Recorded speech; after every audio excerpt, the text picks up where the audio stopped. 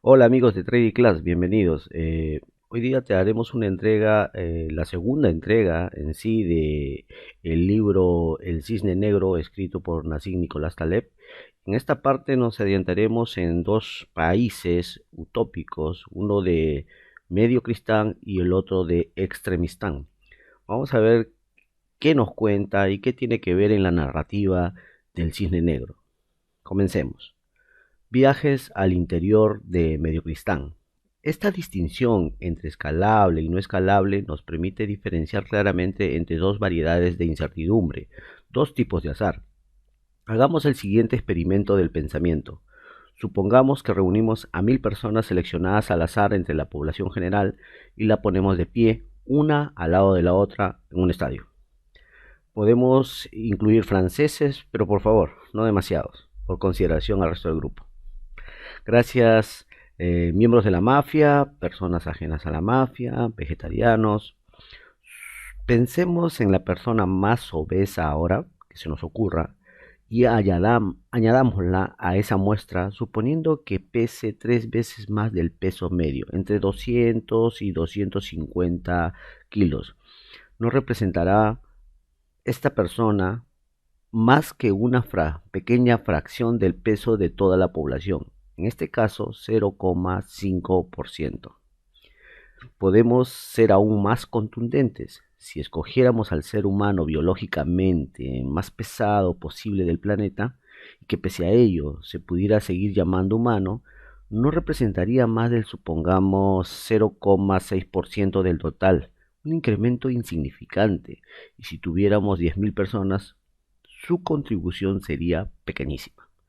En la provincia utópica de Mediocristán, los sucesos particulares no aportan mucho individualmente, solo de forma colectiva. Puedo formular la regla suprema de Mediocristán en estos términos. Cuando la muestra es grande, ningún elemento singular cambiará la forma significativa, el total, ¿no? Lo repito, cuando la muestra es grande, ningún elemento singular cambiará la forma significativa, el total. La observación mayor seguirá siendo impresionante, pero en última instancia será insignificante respecto a la suma. Presentaré ahora otro ejemplo que tomo de mi amigo Bruce Goldberg. Nuestro consumo de calorías. Pensemos en muchas calorías que consumimos al año. Si pertenecemos a la clase de los humanos, cerca de 800.000 calorías, ¿no? Ningún día concreto, ni siquiera el de Acción de Gracias en la casa de la tía abuela, supondrá una gran parte de esa cantidad. Aún en el caso de que decidiéramos suicidarnos de tanto comer, las calorías de ese infausto día no afectarían gravemente a nuestro consumo anual.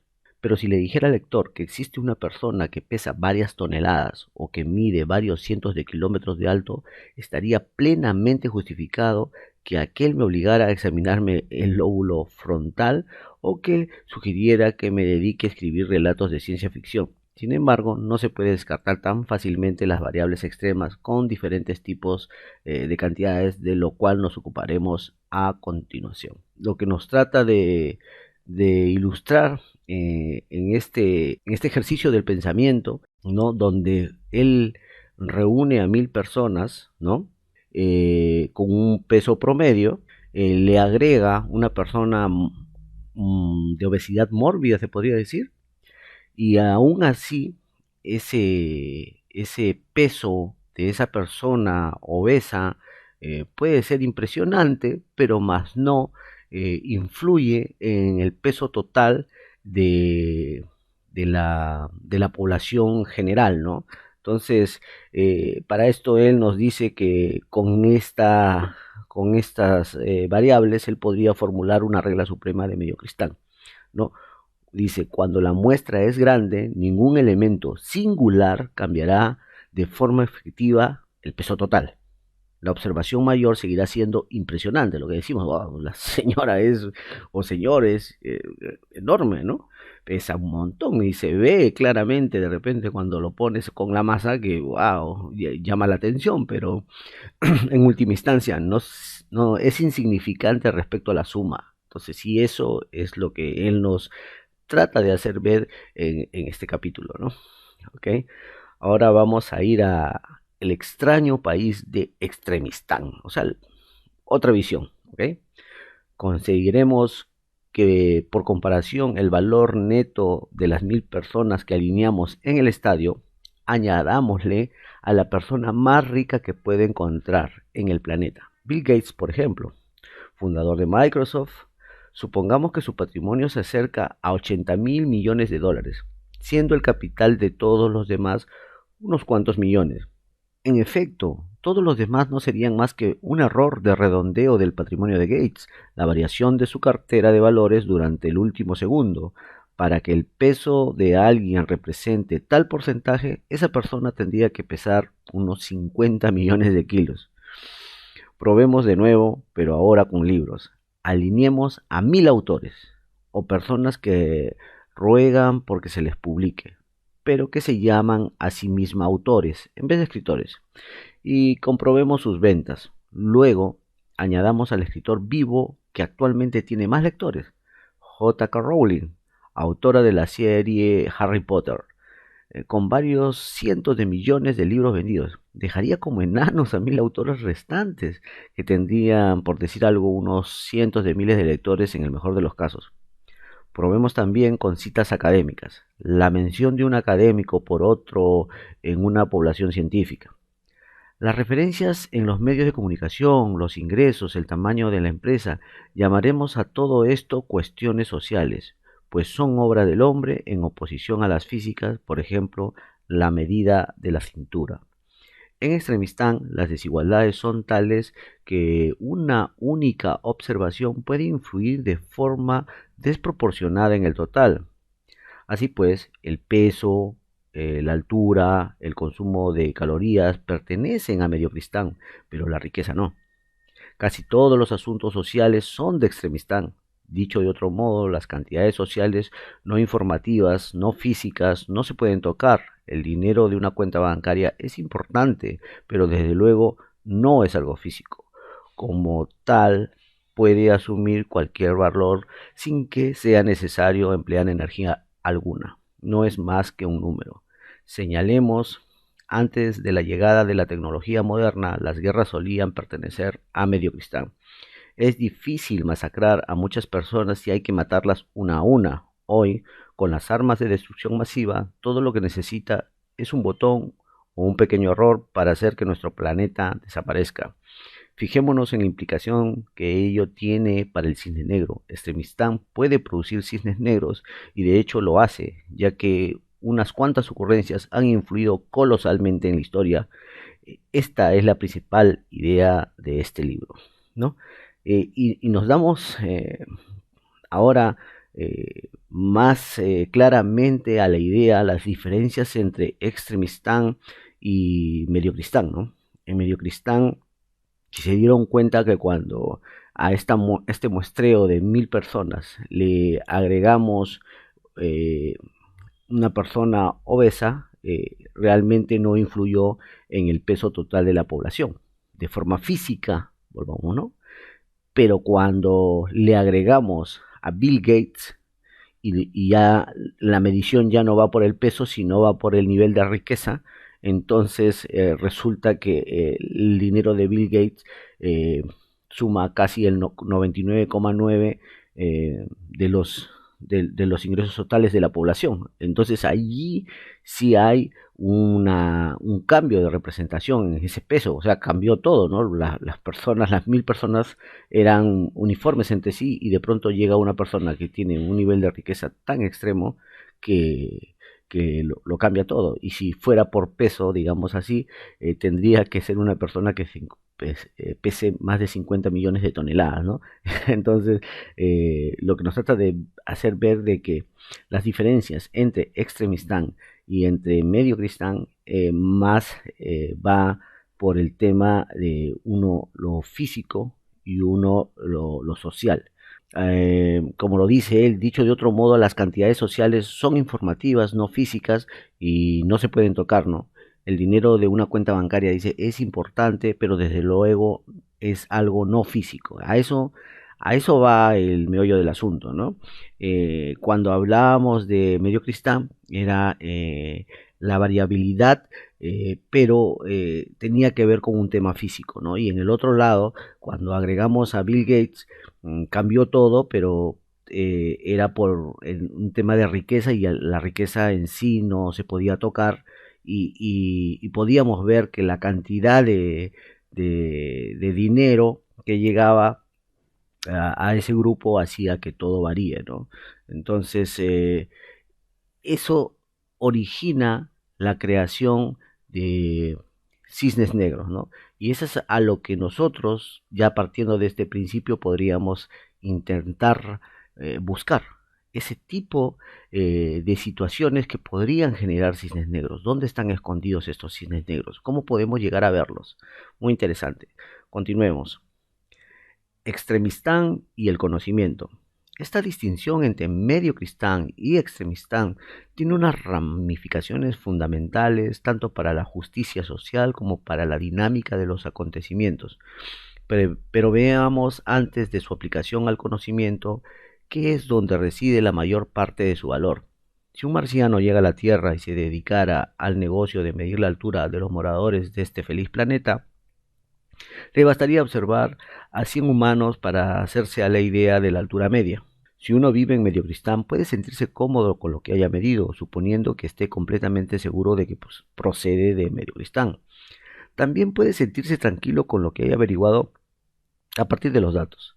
La consecuencia epistemológica es que con el azar al estilo de Mediocristán no es posible encontrarse con la sorpresa de un cisne negro, la sorpresa de que es un único suceso pueda dominar un fenómeno. La consecuencia epistemológica es que con el azar al estilo de Medio Cristán no es posible encontrarse con la sorpresa de un cisne negro, la sorpresa de que un único suceso pueda dominar un fenómeno primo. Los 100 días desvelarían todo lo que necesitamos saber sobre los datos, secando, aún en el caso de que tuviéramos una sorpresa, como veíamos en el ejemplo del humano de mayor peso, no sería trascendente. Exacto, ahí está la clave, ¿no? Si manejamos cantidades de extremistán, tendremos problemas para averiguar la media de la muestra, ya que puede depender muchísimo de una única observación. La idea no tiene mayor dificultad que esta. En extremistán, la unidad puede afectar fácilmente al total de forma desproporcionada. En este mundo hay que sospechar siempre del conocimiento derivado de los datos. Es un test muy fácil de la incertidumbre que nos permite distinguir entre los dos tipos de aleatoriedad. ¿Capich? Lo que en Mediocristán se puede saber a partir de los datos aumenta con mucha rapidez a medida que se acumula información. Sin embargo, en Extremistán el conocimiento crece muy despacio y de forma errática con la acumulación de datos, algunos de ellos extremos posiblemente a un ritmo desconocido. Sí, pues, como hemos podido ver, Extremistán y el conocimiento en este párrafo se nos pone, ¿no?, a analizar las diferencias entre estos dos países utópicos, ¿no? Porque como él pone en un ejemplo, es muy fácil para una persona tener esa visión, o en este caso él pone a un marciano que viene y bueno, su trabajo sería saber cuánto es el promedio del tamaño de la población del planeta y, y para esto solamente le bastaría, como dice él, ver como 100 personas, ¿no? Y luego de eso ya la tendría clara, ¿no? En caso muy diferente se da cuando pasa un caso como el de Extremistán, ¿no? Donde la variable de una persona con un aspecto de riqueza, por ejemplo, eh, puede cambiar la variable de forma total y entonces se vuelve errática y con un solo suceso puede destrozarlo todos tus datos, ¿no? Entonces nuestro pensamiento siempre está en el estado de medio cristán, ¿no? Ese, donde nosotros nos sentimos cómodos, seguros y nos sentimos muy capaces de interpretar el futuro solamente a partir de esos datos que pueden decirse físicos, ¿no? Que vemos que son estables, coherentes y que no salen de nuestro patrón mental, ¿no? Un poco por allí va el asunto, ¿no?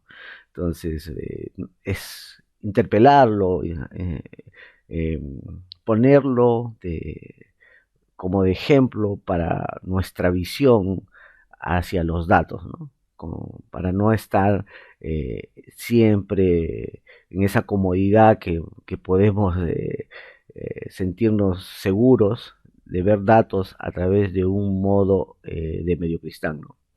A veces hay que intentar ver el dato posible de Extremistán para poder descubrir dónde vienen, eh, digamos, dónde viene escondido ese cisne negro que puede llegar a trastocar toda tu data, ¿no?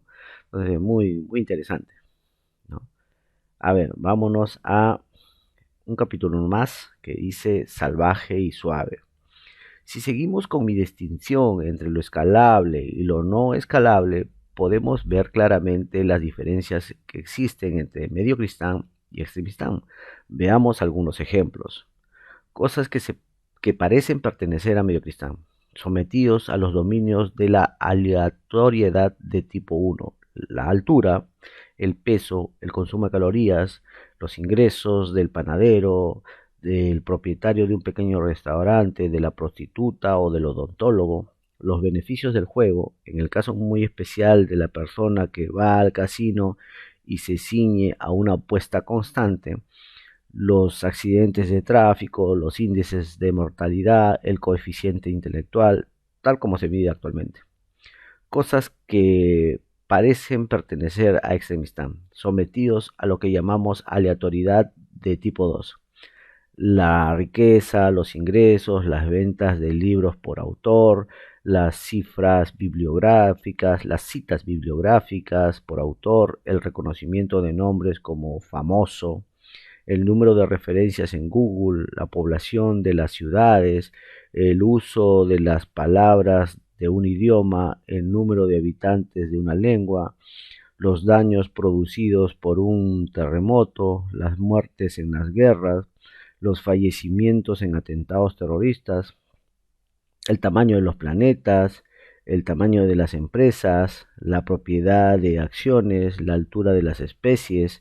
Pensemos en el elefante y el ratón, los mercados financieros, pero nuestro gestor de inversiones no lo sabe. El precio de los productos, el índice de la inflación, los datos económicos, la lista de Extremistán es mucho más larga que la anterior. Y ahí está, ¿no? En este párrafo él nos muestra estos dos tipos de aleatoriedad, ¿no? Tipo uno que le hemos llamado medio cristán, ¿no? Y el tipo 2 que le hemos llamado extremistán, ¿no?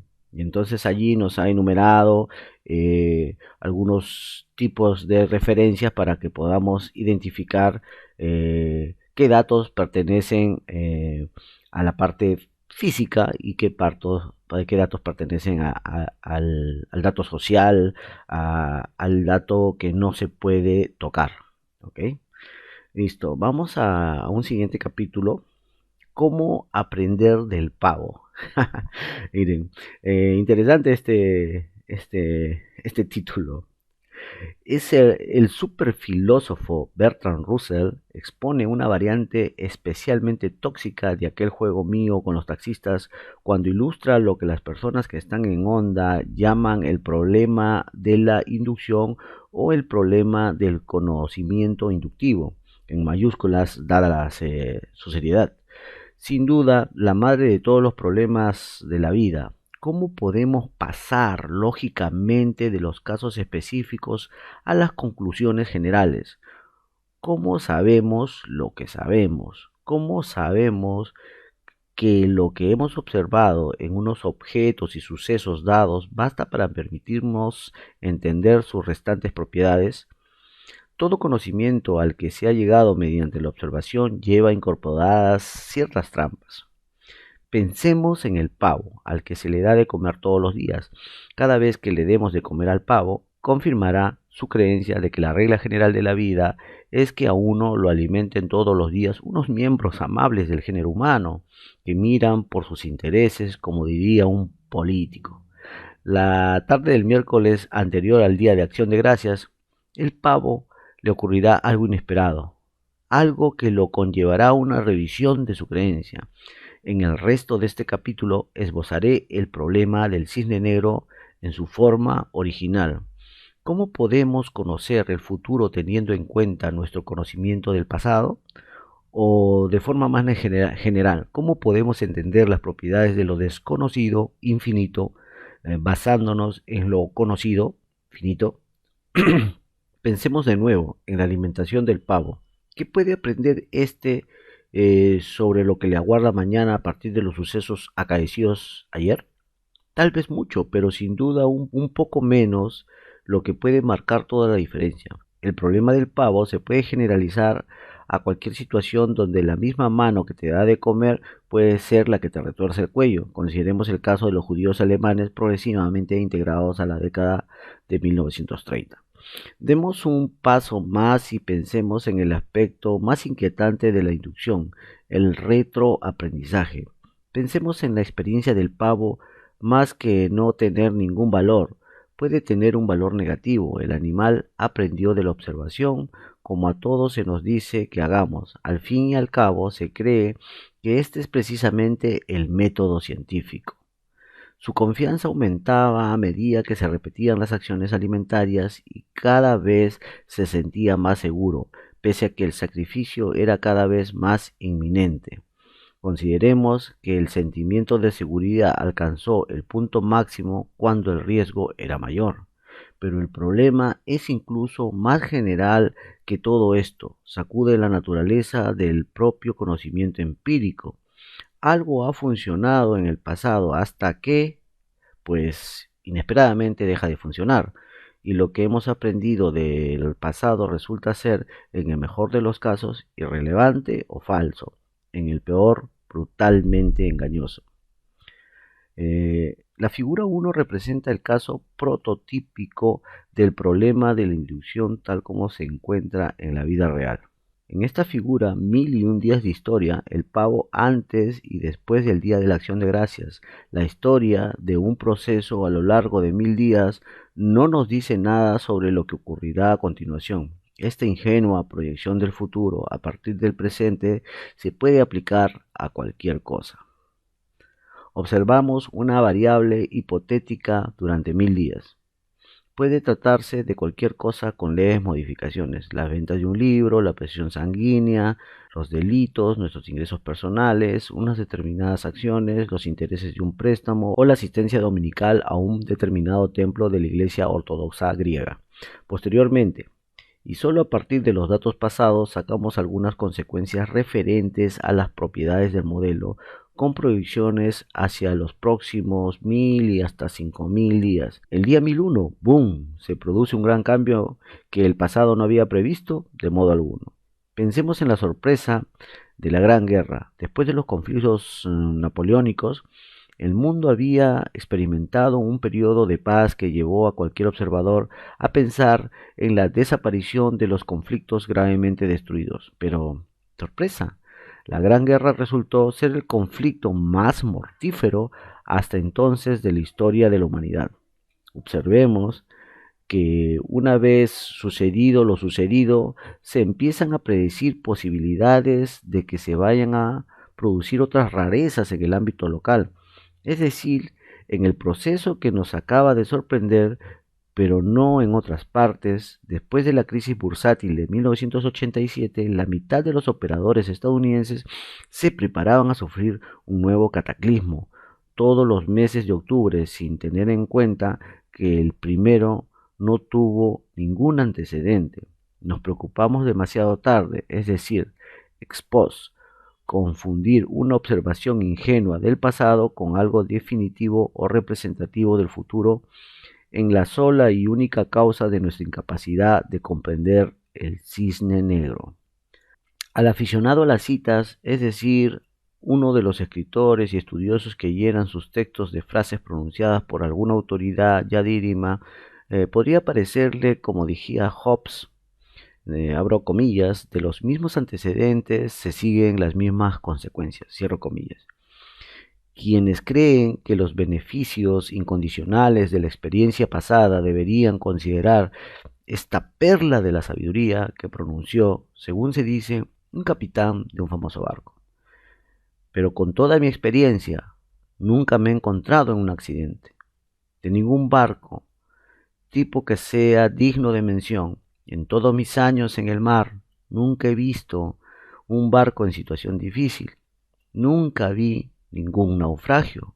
Nunca he naufragado, ni jamás me he encontrado en una situación que amenazara con acabar en algún tipo de desastre.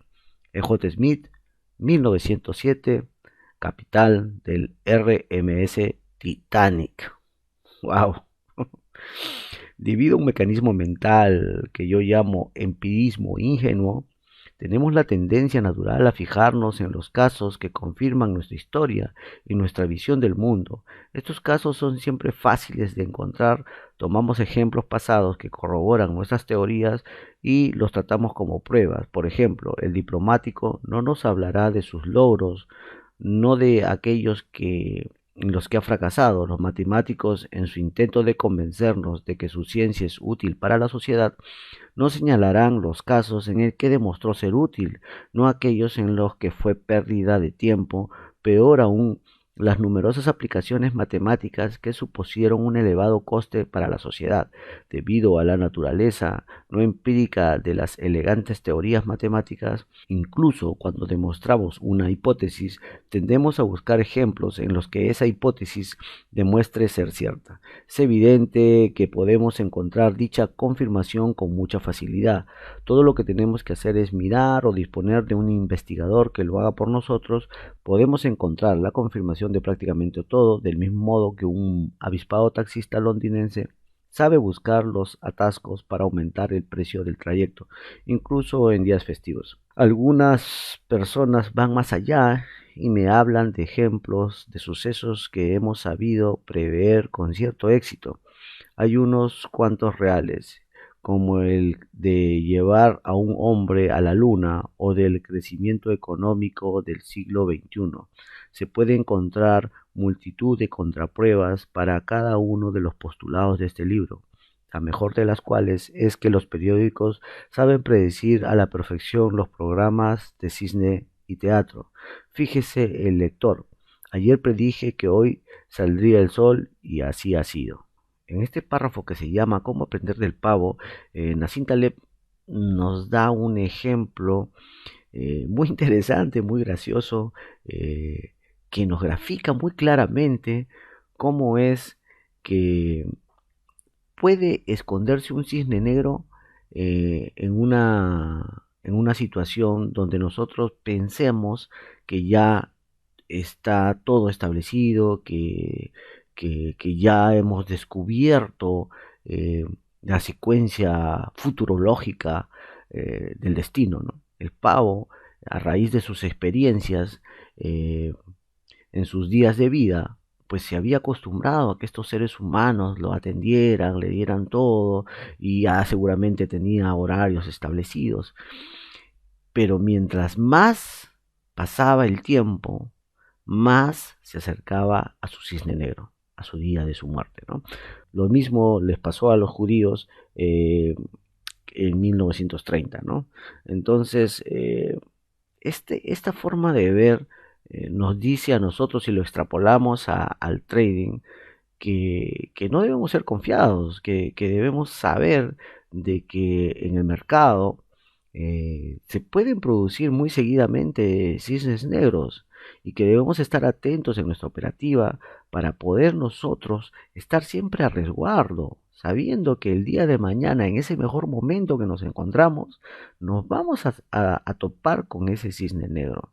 Y entonces, ¿qué precaución? ¿Ah? ¿Cuál va a ser tu, tu resguardo? ¿Cómo te has preparado para la llegada de este cisne negro? ¿No? Estamos hablando de un cisne negro negativo, ojo, pero si te pones en la búsqueda de este nuevo paradigma mental de encontrar cisnes negros, también se puede encontrar los cisnes negros positivos y poder llegar a subirse a ese tipo de situación. No digo que sea fácil, pero seguramente es posible, ¿no? Es posible desde el hecho que existe. Entonces, el hecho de que podamos tener esta información nos da la posibilidad de expandir nuestra manera de ver el trading. Eso hay que tenerlo bien claro, ¿no? Imagínate este caso o esta cita, quiero leerla muy cortita, ¿no? De este capitán, dice, de este famoso capitán, dice, pero con toda mi experiencia nunca me he encontrado en un accidente, dice él, de ningún tipo que sea digno de mención. En todos mis años en el mar, solo he visto un barco en situación difícil. Nunca vi un naufragio, nunca he naufragado, ni jamás me he encontrado en una situación de amenazar a acabar en algún tipo de desastre. ¿Quién lo dice? Es J. Smith, 1907, capitán del RMS Titanic. Creo que es conocimiento de todos qué le pasó a este barco. Entonces, imagínate, ¿no? Tenía un capitán con mucha experiencia que a lo largo de su historia, él nunca había visto una situación que ameritara, digamos, pensar de que algo malo le podría pasar, ¿no? Es la situación del pavo, claramente es igual. Y de pronto el desastre total, este barco se hundió y hubo una tragedia terrible, ¿no? Entonces, hay que, hay que tenerlo muy en claro esto. Espero que les haya gustado esta segunda entrega del libro de Nassim Taleb. Es un libro, como ustedes ven, que puede realmente cambiar esa visión que tenemos del mundo, de cómo analizar los datos o cómo ver los datos para nosotros que estamos involucrados en el trading y cómo podría eso servir a favor o en contra, ¿no? Entonces, nada más agradecerles. Si esta información te ha resultado de utilidad, por favor, no olvides de darle like, compártelo para poder llegar a muchas más personas y puedan tener la opción de poder conocer el interior de un libro y realmente que les dé esas ganas de investigar, conocer, expandir su conocimiento, ¿no? Suscríbanse y bueno, vamos a seguir trayendo más libros eh, y poder leerles un poco algunos extractos para que ustedes puedan saber de qué se trata, ¿no? Cuál es su interior, que si tiene ese aspecto interesante que te atrae, ¿no? Eh, Nada, pues espero verlos en una próxima entrega. Muchas gracias a los amigos que están en el grupo de Telegram.